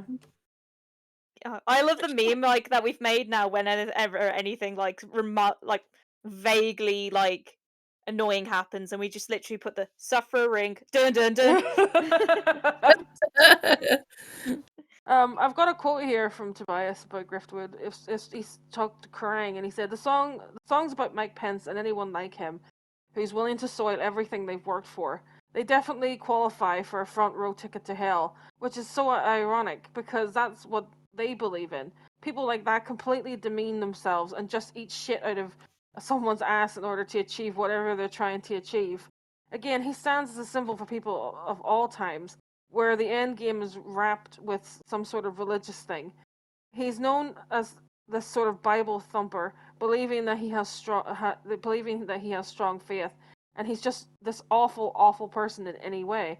He tries to tell the world that he serves God. That he's part of the good side. Whereas at the end of the day, the only thing he wants is power. But it doesn't have to necessarily be all about him. It's about people like him. A lot of politicians, a lot of preachers, a lot of clergymen throughout the history of time. It's like, I just hate all of them, god damn it, they're all bastards. Have you ever listened to any of them speak? God damn it. Anyway, here's an 80s power ballad for this. I'm your rock, Baby, baby. I won't back down. Oh, it's so good. It's so funny, like the messages that Tobias Tobias could easily, he has done, he could easily make a very depressing band, you know what I mean? He could make a very depressing, morbid, really, like you listen to them and you're like, god damn, but he's decided to take these messages of quite serious messages and just slap the biggest arena rock song that he could write on top of it and be like, yeah, fuck these people. Am I right, everybody? The fact that I have seen this band 15 times and I have not been able to be in the pit popping my pussy to this song is an outrage. It's a I was travesty. so mad. Quite frankly. I was so mad because even like during like Impera tour in the US, like I saw him in Tampa, and I think it was 2 shows later is when he played it. I was like, you fucking bastard. Ah. We at Ruin, we sat there, we put Griffwood on, we made a summoning circle that involved jammy dodgers, some Swedish snacks, some Galaxy, and it still didn't work. Well, let's be honest, you did apparently summon Respite on the Spittlefield instead, which, let's be honest, is the better song. Let's go. Right, let me get on to this song. We have Bite of the Passage. It's good. It's Yeah, an instrumental. Next. yes. Oh, we didn't even talk about Dominion, so like we can skip Bite of Passage. Oh, okay. Yeah, I mean, I think Bite of Passage should be played on the set list at least 6 times every show, but that's just me. Yeah. Anyway, look, Griffwood probably no, actually, I'm keeping up the brand with Griffwood at the minute. Like, but I mean, I do have to say, I think Respite is now my favorite Ghost song. It is the best written Ghost song, and 100%. I've got to shout out to my boy Jokke Berg from Kent. I say my boy; he's more my Swedish friend's boy because they've been Kent adopted fans for him. years. But I've adopted him just through them. Yeah, he's our boy by proxy now because Yeah, they're our friends, and just so we have to support him. yeah. Yep. But All he love. wrote. I just said all love. Oh, I thought you said Alba. He wrote this. Well, obviously Tobias wrote it, but like he helped write Respite and Kaiserian. But this song, a song about Jack the Ripper that makes me want to sob into a fucking corner. It's this song. phenomenal. Right. A song has never done this to me, and I need to discuss this. Yeah. And possibly seek medical help. The first couple of times I heard this song, it's very much Hysteria by Def Leppard, and then it goes into Still of the Night by Whitesnake. If you hear it, you'll Yeah. hear it. But when the end bit loops back round to Imperium, I really don't know what it is, and trigger warning if you're emetophobic or anything. It physically makes me wrench and sick and like literally brings like this stomach butterfly feeling in my stomach that I've one time at an actual show I actually like verbally gagged. Yeah. And I don't know why, but it's like it just brings such a weird feeling into the pit of my stomach that I actually nearly threw up every time, to the point when I first was getting into Ghost and I was first listening to this album, I had to skip it unless I was prepared to feel. That's that on Respite for me. When I Hey, first Star. heard Respite, I actually didn't like it. I'm gonna be completely honest. When I first heard it, I was like, I know, but when I You know, first Who listened to are it, I you? was like, Alana, you're No, not but- alone. I was the same. I was just I'm so like, sorry. I was listening to it, and I was like, there's so much going on, you know, and I'm like, what's happening? But then, like, I don't remember what day it was. I think it was because I was like, you know what, I'm gonna make myself like Respite because, like, it's like, fuck this, I'm gonna make myself. And I listened to it on repeat. I think for about an hour and a half. And by the end of it, I was like, I get it. I fucking Seen get it live, man. life changing. Never take it off the The set. spooky walk. The spooky ooky walk on the I'm gonna be sick. It's I so love it. good, and just a side note as well. There's a podcast that he was on called Morbid, I think it was called, and he talked for 12 minutes about Jack the Ripper. I need him to do that more often. I need people to just let him talk for 12 minutes about things that are not about God, stuff he's out to please. talk about. Because it was beautiful. It was like, oh, listen to him go, just listen to him go. Yeah. But yeah, the song itself is like about the aftermath of Jack the Ripper, not Jack the Ripper himself. It's about that kind of fear that kind of lingered in London after he kind of vanished, you know. And that's just it's such an it's a topic that never really gets touched. Like the only time I've ever seen it really was that show Whitechapel. I think it was called No. Yeah. Well, there's a show called Whitechapel, but I don't think it's the right one. But it's basically they dealt with the police after Jack the Ripper, and like how did the police deal whenever after Jack the Ripper stopped, and like, you know, worried that he was coming back and worried and all this here, but it's just it's probably the best song. It's not my favorite Ghost song. My favorite Ghost song is Faith, because I just love the idea of him writing a burn book and being like, fuck yous, you know, like every night live. You know, Faith is mine, motherfuckers. Ghost is mine, motherfuckers. You know, but Respite on the Spitalfield is definitely like the best song he's ever written. And I know he said he wrote part of the piano part for Respite in the Spitalfields in Minu's bedroom on her piano. He said, you must imagine her being like, Dad, get out of my room. We're all did here. he actually say that? I'm gonna fucking cry. Yeah, I think he said, yeah, he wrote the piano part for Respite in the Spitalfields in on his daughter's piano. I'm Just imagine gonna him in fucking throw lockdown. myself out of the fucking window right now. Yeah, but just imagine lockdown, and you're like in your room, already trapped in the house with your family, and your dad won't leave the room. Also, Dad, get out of the room! No! Also, Slay. I I'm didn't know right she in the played fucking. piano. Slay. Yeah. I have like a bit of a personal thing with this song as well, literally just because of the line "Goodbye, Seven Sisters." I used to live in Seven Sisters in London, Yeah. and I had a bit of a traumatic end to my time in London, and so that bit always just like, whew, whew, I need, where's my therapist? Whew. But Standing in Spitalfield Market pointing at it going, is that a Ghost reference? every single time I've been there since, literally. But yeah, the way the song concludes and comes back round to the Yeah. first riff of Imperium, Tobias Forge, you are a sick bastard, and I am coming for you. Well, it just Why kind do of you do locks that? back in. Yeah, it just locks back into that thing though that he was always talking about, like the secular nature of things. Like it's circular, you know, like that thing. But like it talking about this kind of circular nature of history. You know, like it always will come back around again. Because it is true. Because like if you look at fashion and stuff, you know, like people are really into Y2K fashion at the, you know, like early 2000s, late 90s kind of fashion has come back. Like just the kind of aesthetic of that time period as well has kind of come back. But then if you also like depressingly, if you look at like the Spanish flu epidemic that happened, Yeah. right after that happened, the rise of fascism happened. And it's not lost on me that that's also happened after the pandemic. You know what I mean? Yeah, yeah. So like he's not wrong, unfortunately. Also, I'd like to point out that he's predicted the resurgence of Wizard of Oz.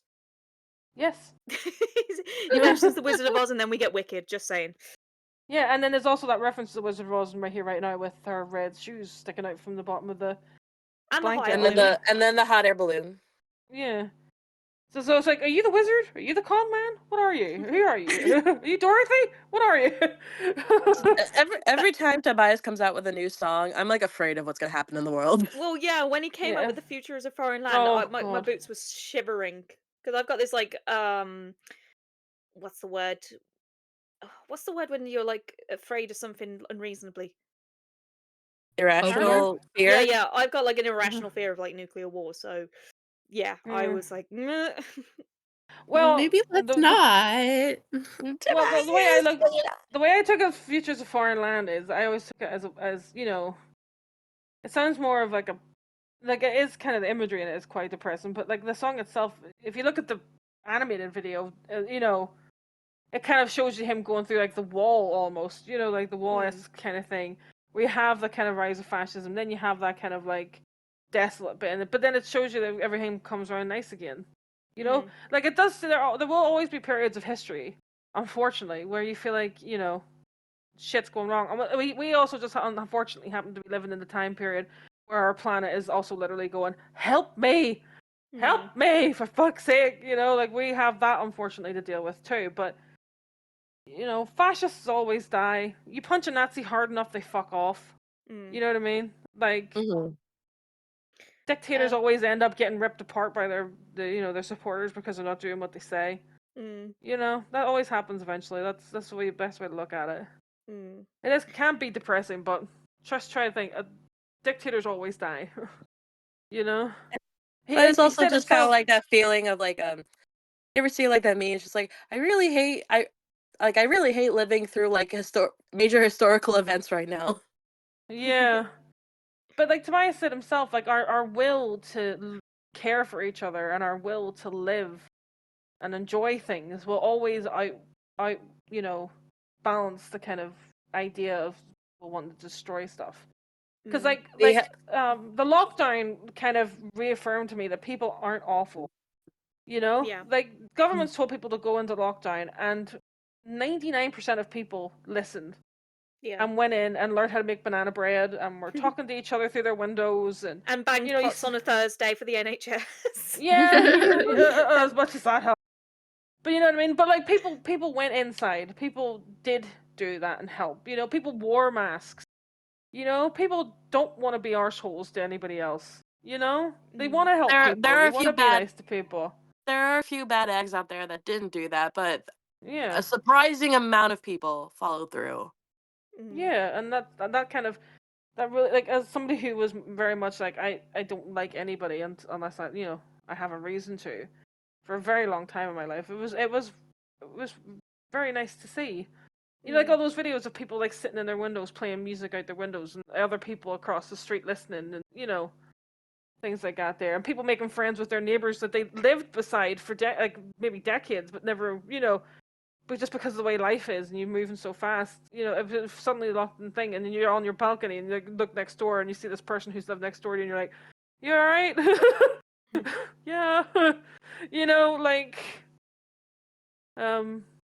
it is like one of those things where like my mom has a fear of nuclear war and stuff, but I always just try to think it's like nuclear bombs as well now are not the way they were whenever Hiroshima happened. Like they're far more destructive, and they know that they couldn't use them without it all blowing back on themselves. You know what I mean? Because like if Russia dropped a nuclear bomb on Ukraine, they fuck Russia too, because they're literally next door to each other. You know what I mean? Like, and if somebody drops a bomb on Europe, it could then blows over to America. Yeah. You know? So like it's one of those things where like they use them as a kind of like at each other, but like they would never use them because it's fucking stupid. Yeah, it's that mutual You mass know? destruction thing, which Yeah. logical me when I'm in a good headspace knows. Yeah. Sometimes I just go a bit doolally. Oh no, I get it too. I get it. But yeah, going back to Respite for a sec. I have a quote here from him from Metal Hammers actually. Yeah. About Respite and Spillsfield, about Jack the Ripper who was never caught. As a horror fan, the Victorian era has so many cornerstones of gothic darkness. I've always been fond of that Victorian part of London, and its dirt and industry meets posh white glove aristocracy. Ew, But it's such a beautiful song, and it's like the fact that it's like nearly 7 minutes long as well. Yeah, 7 minutes, not long enough. I do have a No, hot it's take about this song. Go on, if am I I about may. to fight you in a car park? No, I think you actually will agree with me Okay. on this one. I think this is just a hot take in general, but I think a lot of people will agree. I am not a fan of the goulettes replacing the guitars near the end. Yes, I agree, I 100%. agree. I am not a Yeah. fan. Like, oh, pop off, show your rage, but like, I prefer the guitars. That's all I have to say. Yeah. And that's the podcast cancelled. Bye.